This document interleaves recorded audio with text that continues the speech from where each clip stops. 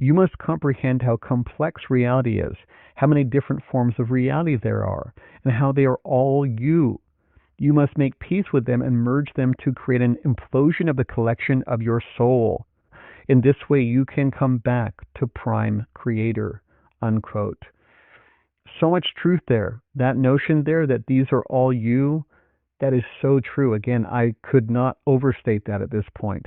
When I had even my most recent experience, the most extreme of all in terms of the protocol I used, went further out of space-time than I've ever been before, and encountered this kind of multi-dimensional superstructure being managed by these incredibly complex intelligences.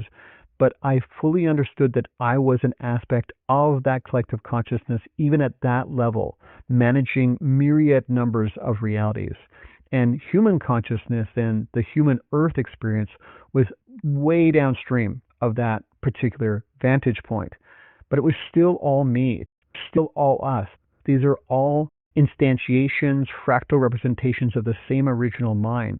That's what's so fascinating about this, because it shows us that we have incredible potential that we're just beginning to glimpse, let alone activate.